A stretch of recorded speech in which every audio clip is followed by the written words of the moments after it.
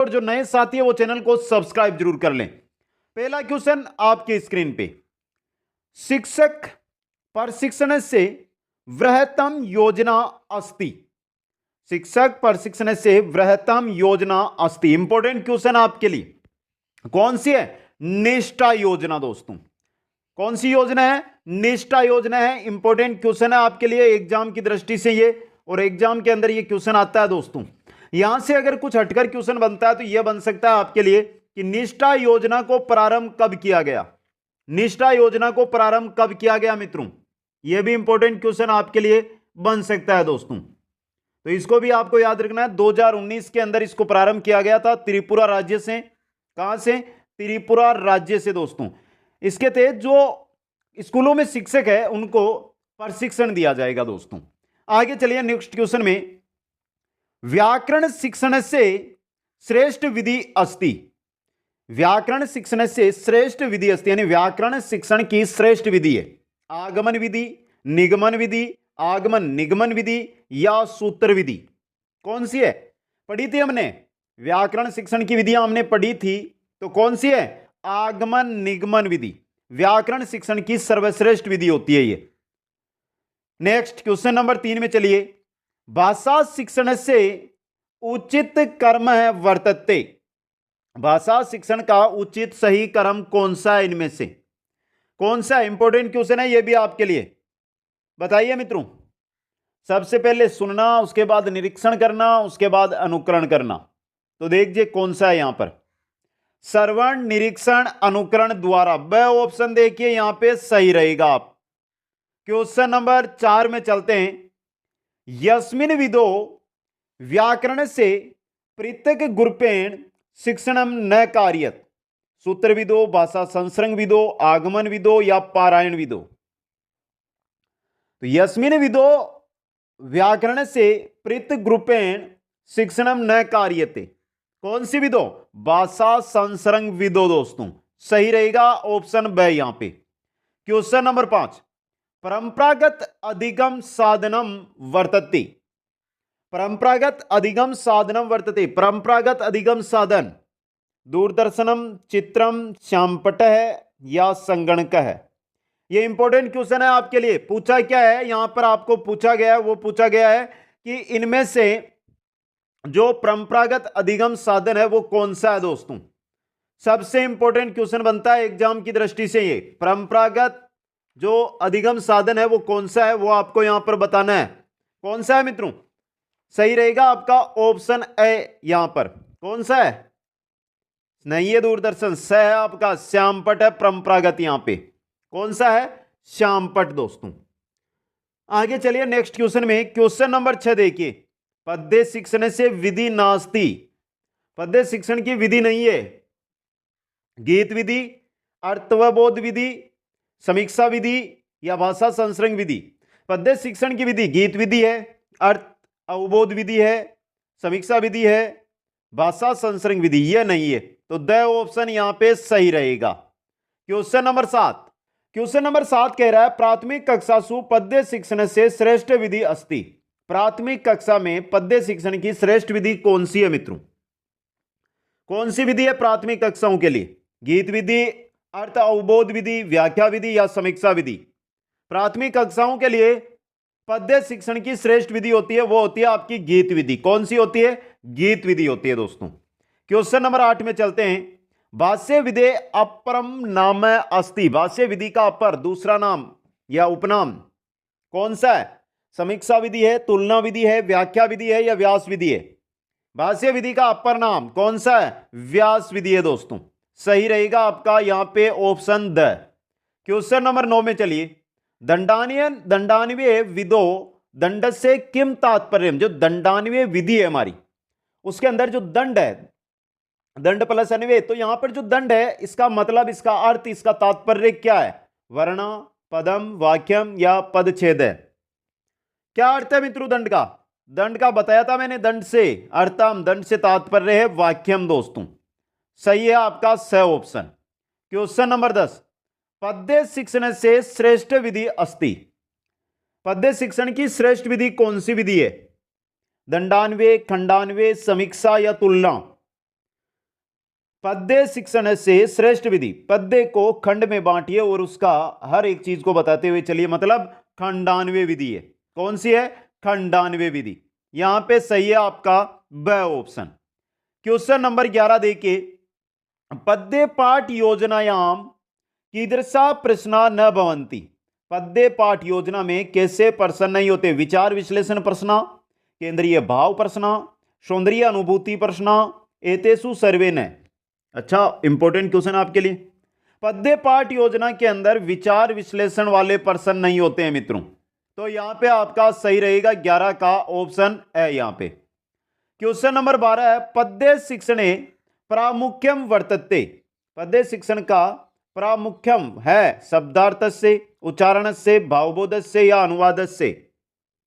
किससे? पद्य शिक्षण का मुख्य उद्देश्य अगर हम बात करें तो वो है भावबोध, भावबोध से। यहां पे सही है आपका ऑप्शन है। क्वेश्चन नंबर 13 अटेंड कीजिए, नाटक शिक्षण से विधिर नास्ति।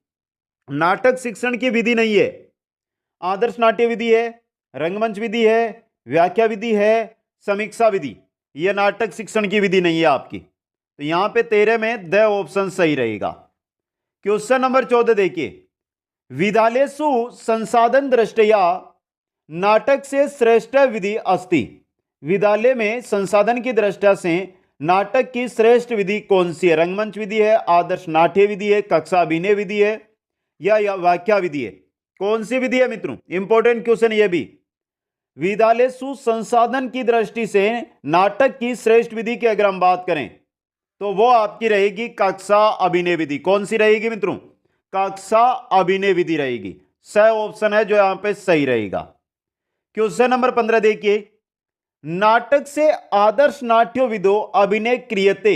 जो आदर्श नाट्य विधि है नाटक की, इसके अंदर अभिनय कौन करता है? अध्यापिकेन, छात्रे, अध्यापिकेन, छात्रे चे या न कॉपी? कौन करता है मित्रों इसके अंदर अभिनय? आदर्श नाट्य विधि के अंदर अध्यापक के द्वारा, अध्यापक स्वयं इसके अंदर जो अभिनय है उसका कार्य करते हैं दोस्तों। क्वेश्चन नंबर 16 देखिए, उद्बोधन विधि अस्ति। उद्बोधन विधि अस्ति गद्य से, पद्य से, अनुवाद से, व्याकरण से। किनकी है उद्बोधन विधि? उद्बोधन विधि ये गद्य की है मित्रों, गद्य की शिक्षण विधि होती है उद्बोधन विधि आपकी। क्वेश्चन नंबर 17 है, प्रवचन विधि भेदे नास्ति। प्रवचन विधि के इनमें से भेद नहीं है। परिभाषा, टीका, कोश, वस्तु प्रदर्शनम। प्रवचन विधि का परिभाषा है, टीका है, कोश है, वस्तु प्रदर्शनम नहीं है। तो यहां पे आपका 17 का सही रहेगा ऑप्शन द। क्वेश्चन नंबर 18 में चलिए, उद्बोधन विधि सुनास्ति। उद्बोधन विधि सुनास्ति वस्तु प्रदर्शनम, अनुवाद, चित्रम, प्रत्यक्ष क्रिया। जो उद्बोधन विधि है उसमें क्या नहीं किया जाता है? इनमें से अनुवाद दोस्तों। क्या नहीं किया जाता? अनुवाद। इंपॉर्टेंट क्वेश्चन आपके लिए, उद्बोधन विधि के अंदर इनमें से क्या नहीं किया जाता है? अनुवाद। आगे चलते हैं क्वेश्चन नंबर 19 के अंदर, पाठोपरांत मूल्यांकनम भवति। पाठन समय पाठस्य समाप्तो पाठनात् पूर्व कदापि। पाठोपरांत यानी पाठ के उपरांत मूल्यांकन, जो मूल्यांकन होता है वो कब होता है? पाठन समय यानी पाठ के समय, पाठस्य समाप्तो यानी पाठ के समाप्ति पर, पाठनात् पूर्व यानी पाठ से पूर्व, या कदापि कभी भी। तो पाठ के उपरांत मतलब पाठ के समाप्त होने पर, पाठस्य समाप्तो ये मूल्यांकन होता है। 19 में ब सही रहेगा। क्वेश्चन नंबर 20, अनुवाद से भेदा संति। अक्षरश अनुवाद है, छाया अनुवाद है, तथ्यानुवाद है या उपरोक्ता सर्व? अनुवाद से भेदा संति, अक्षरश अनुवाद होता है, छाया अनुवाद होता है, तथ्यानुवाद होता है, तो ये सभी उपयुक्ता सर्वे सही रहेगा द ऑप्शन। क्वेश्चन नंबर 21 है, अनुवाद से विधि नास्ति। इनमें से अनुवाद की विधि नहीं है। अनुवाद से विधिर नास्ति, इंपॉर्टेंट क्वेश्चन। अनुवाद से विधिर नास्ति, पुस्तक विधि, द्विभाषा विधि, तुलना विधि, ये तो अनुवाद की विधियां हैं, लेकिन जो अब भाष्य विधि दी गई है ना आपको, ये अनुवाद की नहीं है, तो द ऑप्शन सही रहेगा। क्वेश्चन नंबर 22, सर्वोत्तम अनुवाद है बहुती। सर्वोत्तम अनुवाद है अक्षरश है, छाया अनुवाद है, तथ्य अनुवाद है या फिर न कॉपी? यह भी इंपॉर्टेंट क्वेश्चन। सर्वोत्तम या उत्तम प्रकार का जो अनुवाद है वो कौन सा माना जाता है? तथ्य अनुवाद माना जाता है। कौन सा? तथ्य अनुवाद माना जाता है। क्वेश्चन नंबर 23, 23 नंबर है आपका। प्रयोगस्य अभ्यासस्य च महत्वम कस्य पाठ योजनायां भवति। प्रयोग और अभ्यास का महत्व है कौन सी जो पाठ योजना है उसमें है दोस्तों? गद्य से, व्याकरण से, पद्य से या नाटक से? व्याकरण से। प्रयोग और अभ्यास इनका महत्व है व्याकरण पाठ योजना में होता है दोस्तों। तो सही रहेगा ब ऑप्शन। क्वेश्चन नंबर 24 है आपका। भाषा संसर्ग विधि अपर नाम है किम। जो भाषा संसर्ग विधि है इसका अन्य नाम क्या है मित्रों? अव्याकृति विधि है, पारायण विधि है, सूत्र विधि है या आगमन विधि है? अव्याकृति विधि भाषा संसर्ग विधि का दूसरा नाम, अपर नाम। क्वेश्चन नंबर 25 है। आनंदानुभूति मुख्य उद्देश्यम भवति। आनंदा अनुभूति, आनंद की अनुभूति मुख्य उद्देश्य है। किसका उद्देश्य है ये मुख्य उद्देश्य? बताइए मित्रों, किसका मुख्य उद्देश्य है ये? गद्य से, पद्य से, कथाया या व्याकरण से? पद्य का। पद्य से। पद्य का जो मुख्य उद्देश्य होता है पद्य शिक्षण का वो होता है आनंद की अनुभूति। क्वेश्चन नंबर 26 है। मौखिक परीक्षाया भेदे नास्ति। मौखिक परीक्षा का भेद नहीं है। संवादय, सलाका, प्रश्नावली, बहुविकल्पनात्मक। पूछा क्या है? मौखिक परीक्षाया भेदे नास्ति। संवाद है, सलाका है, प्रश्नावली है, बहुविकल्पनात्मक ये नहीं है। ये वस्तुनिष्ठ परीक्षा आपकी। द ऑप्शन सही रहेगा। क्वेश्चन नंबर 27 है। वस्तुनिष्ठ परीक्षाया भेद न वर्तते। जो वस्तुनिष्ठ परीक्षा है उसका भेद नहीं है। कौन सा नहीं है? रिक्त स्थान पूर्ति वाला भेद है, बहुविकल्पनात्मक भेद है, वर्गीकरणम भेद है, लघुतरात्मक ये नहीं है आपका, ये भेद नहीं है। आगे चलिए क्वेश्चन नंबर 28। क्रियात्मक पक्ष से मूल्यांकनम भवति।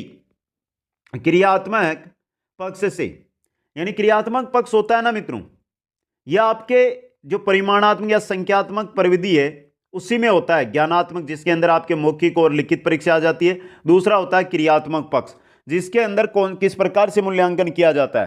प्रायोगिक परीक्षा, निबंधात्मक लिखित परीक्षा या लिखित परीक्षा या सलाका माध्यम में। क्रियात्मक पक्ष यानी करके बताना। करके किसमें बताते हैं हम? प्रयोग के अंदर। तो प्रायोगिक परीक्षा ऑप्शन ए यहां पे सही रहेगा। Question number 29। मूल्यांकन से गुणात्मक प्रविधि नास्ति। मूल्यांकन की गुणात्मक प्रविधि नहीं है। निरीक्षणम, सलाका, साक्षात्कार या क्रम निर्धारण कौन सी नहीं है? सलाका बताइए मित्रों, सलाका किसकी है? क्या गुणात्मक है? नहीं, ये परिमाणात्मक होती है। और मौखिक परीक्षा का भेद है सलाका। जो सलाका परीक्षा है ये दोस्तों। बाकी देखिए निरीक्षण दिया है, साक्षात्कार दिया है, क्रम निर्धारण दिया है। इनके अलावा मत सूची, प्रश्नावली, संचिताभिलेख ये सभी गुणात्मक प्रविधियां होती है। तो यहां पे आपका सही है ब ऑप्शन। क्वेश्चन नंबर है 30।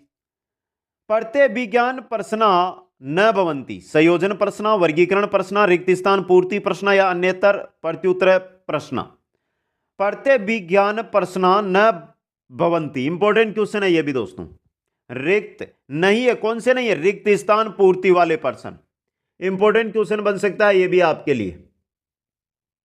आगे अब यहां पे एक क्वेश्चन बन जाए कि बताइए प्रत्यय विज्ञान जो प्रश्न है इनमें कौन कौन से आते हैं। तो देखिए संयोजन प्रश्न आगे, वर्गीकरण प्रश्न आगे, अन्यतर प्रत्युत्तर वाले प्रश्न आगे, बहुविकल्पनात्मक आगे या सादृश्य अनुरूप स्वरूप जो प्रश्न होते हैं वो आगे। क्वेश्चन नंबर 31 यह भी अच्छा और इंपॉर्टेंट क्वेश्चन बन सकता है। त्रिभाषा सूत्रे संस्कृते स्थानम वर्तते। त्रिभाषा सूत्र, जो त्रिभाषा सूत्र है, त्रिभाषा उपागम है, इसका संस्कृत के अंदर स्थान की अगर हम बात करें तो वैकल्पिकम है, अनिवार्यम है, संदेहास्पदम है या अनावश्यकम है? वैकल्पिकम है दोस्तों। ए ऑप्शन सही रहेगा। क्वेश्चन नंबर 32 है। मूल्यांकन से विश्वसनीयता इति गुणम कस्याम परीक्षायाम न भवति। तो विश्वसनीयता, मूल्यांकन के अंदर विश्वसनीयता है वो ये गुण है वो कौन सी परीक्षा में नहीं है? वस्तुनिष्ठ, निबंधात्मक, रिक्त स्थान पूर्ति या वर्गीकरण परीक्षायाम। अच्छा इंपॉर्टेंट क्वेश्चन। वस्तुनिष्ठ, रिक्त स्थान और वर्गीकरण परीक्षायाम ये जो होती है ना मित्रों, इनके अंदर आपको मिल जाएगी विश्वसनीयता। जबकि निबंधात्मक, लघुत्तरात्मक, अति लघुत्तरात्मक, यहां पर विश्वसनीयता का अभाव होता है। तो यहां पे आपका ब ऑप्शन निबंधात्मक सही रहेगा। क्वेश्चन नंबर 33, वाक्य में एक मुतर सीमा के साम परसनाम बहुती। वाक्य एकम उत्तर सीमा यानी कि एक उत्तर सीमा, एक ही वाक्य में उत्तर सीमा किन प्रश्नों के अंदर होती है मित्रों?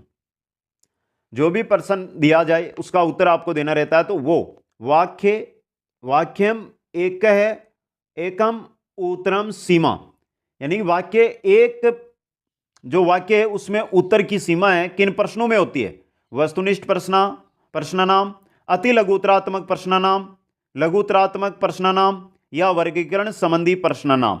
अच्छा और इंपॉर्टेंट क्वेश्चन आपके लिए और सही रहेगा अति लघुत्तरात्मक प्रश्न नाम, यानी अति लघुत्तरात्मक जो प्रश्न होते हैं उनके अंदर जो उत्तर सीमा होती है वो एक वाक्य की होती है।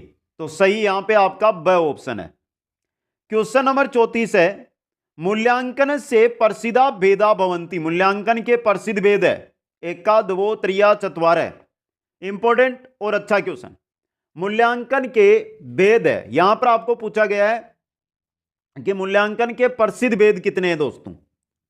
तो बताइए मूल्यांकन के प्रसिद्ध दो भेद है मित्रों, दो भेद है। अब देखिए यहां पर मूल्यांकन के प्रसिद्ध भेद है दो, एक आंतरिक, समझना यहां से आप, आंतरिक, और दूसरा है जो आपका वो है बाह्य। कौन सा है? बाह्य। अब इसी को आंतरिक को ही हम बोल सकते हैं मौखिक, ये तरीका बनाया गया है, मौखिक बोल सकते हैं, और बाह्य को हम बोल सकते हैं लिखित। ये देखिए दो ही भेद है।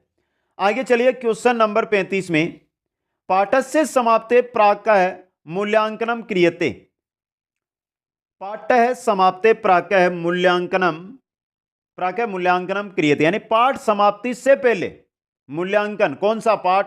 पाठांतर्गतम, पाठोपरांतम, उभोनेव या उभो। पाठांतर्गतम यानी पाठ के बीच में जो मूल्यांकन हो, पाठ समाप्ति से पहले तो वही होगा,